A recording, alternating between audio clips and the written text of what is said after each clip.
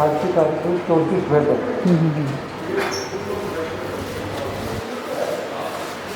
बिल्कुल state of art आप देख सकते हैं, ऑटोमेटिक दरवाजे।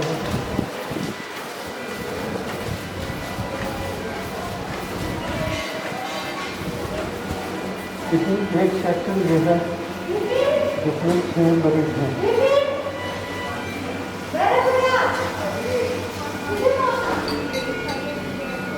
ये सारे फिर कोविड पेशेंट्स हैं? हाँ बिल्कुल।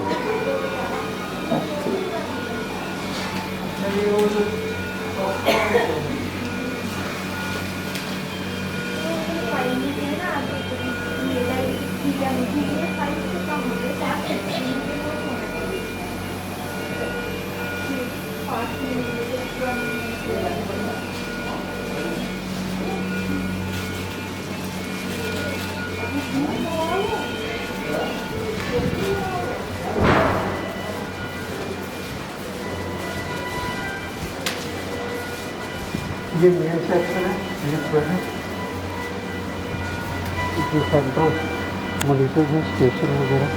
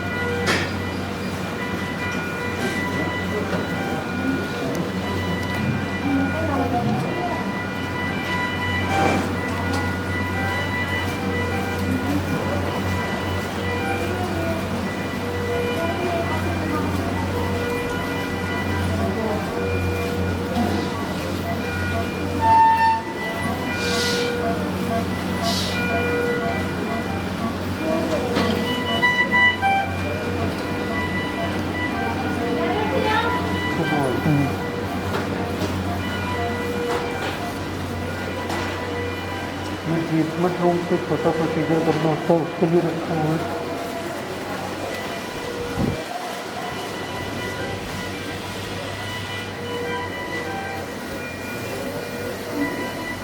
ये हमारा 8 बेड, इसका दूसरा पार्ट है। 3 पार्ट है यहाँ पे, 20 बेड, 8 बेड और 6 बेड।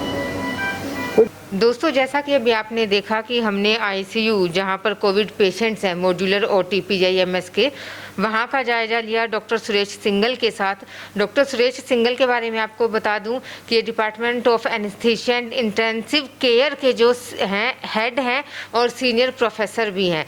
डॉक्टर साहब, आपसे ये भी जानना चाहूँगी, एक्चुअली वहाँ आईसीयू में हम बात नहीं कर सकते थे सेफ्टी प्रिकॉशन के चलते।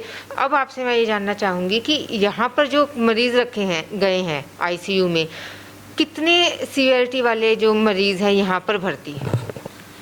जैसा कि आप आईसीयू का आपको मालूम है कि गहन चिकित्सा केंद्र होता है, तो यहाँ पे जितने गंभीर मरीज ही सभी गंभीर मरीज हैं और जिनकी ऑक्सीजन रिक्वायरमेंट काफ़ी हाई लेवल की होती है और ये लगता है कि ये कभी भी किसी परिस्थिति में वेंटिलेटर पे जा सकते हैं और ये अपने सांस लेने में असमर्थ हो सकते हैं, उन मरीजों को ही यहाँ पे रखा जाता है। तो डॉक्टर साहब, हम अक्सर ये सुनते हैं और ये देख भी रहे हैं इस पेंडेमिक में, कोरोना महामारी में, कि जो अटेंडेंट होता है मरीज़ के साथ, वो अक्सर ज़िद करते हैं कि हमें मरीज़ से मिलने नहीं दिया जा रहा, हमारे जो मरीज़ हैं, हमारे घर का जो बंदा है, उससे हमारी बात नहीं करने दी जा रही। तो आप कैसे डील करते हैं इन सब मामलों के साथ? हाँ, ये बड़ी आपका जो प्रश्न है बहुत ही अच्छा है। ये दिक्कत हमें भी आती है क्योंकि सरकारी संस्थान में हमारे पास ऐसा सिस्टम नहीं है कि हम अटेंडेंट को अंदर आने दें, और अंदर आने का मतलब है कि हम उन्हें भी रिस्क के लिए एक्सपोज कर रहे हैं, तो उनको हम मना करते हैं। उनका जहाँ तक उनका सवाल है कि उनकी जो जिज्ञासा है मरीज़ के हाल चाल जानने की, उसकी व्यवस्था भी बनाई जा रही है, पर जैसा कि उनको हम डॉक्टर वहाँ पे इलाज कर रहे होते हैं या हमारे जो नोडल ऑफिसर लगाए हुए हैं, उनके माध्यम से उनको अपडेट मिलती रहती है।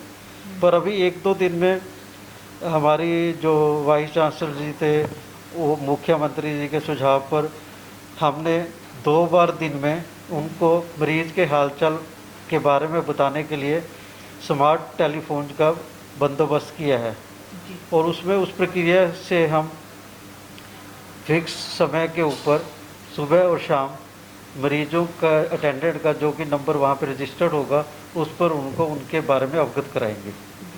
तो ये वीडियो कॉल के माध्यम से होगा डॉक्टर साहब या ऑडियो कॉल होगी, किस तरीके से किया जाएगा ये दोनों तरीके से हो सकती है। अगर अटेंडेंट के पास स्मार्टफोन है, वो वीडियो कॉल का अनुभव लेना चाहता है तो वो भी कराया जा सकेगा, पर ऑडियो कॉल तो डेफिनेटली संभव है। यानी कि हम कह सकते हैं कि दोनों ही तरीके से उनको संतुष्ट किया जाएगा एक तरीके से कहीं तो। बिल्कुल बिल्कुल। और उसमें कि जो मरीज खुद बात करने की हालत या संभावना में होते हैं उनसे भी बात कराई जा सकती है।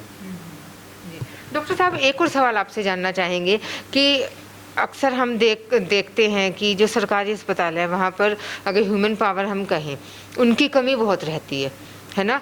तो ऐसे में जब क्रिटिकल मरीज है, अब आईसीयू में आपके यहाँ मरीज़ भर्ती हैं, कोई बुज़ुर्ग हो और आपके पास उतनी मैन पावर ना हो, अब उनको बार बार बाथरूम भी जाना है या बार बार उठना है, लेटना है, तो ऐसे में आप कैसे सब कुछ मैनेज करते हैं आप लोग? ये इसमें कई बार दिक्कतें आती हैं।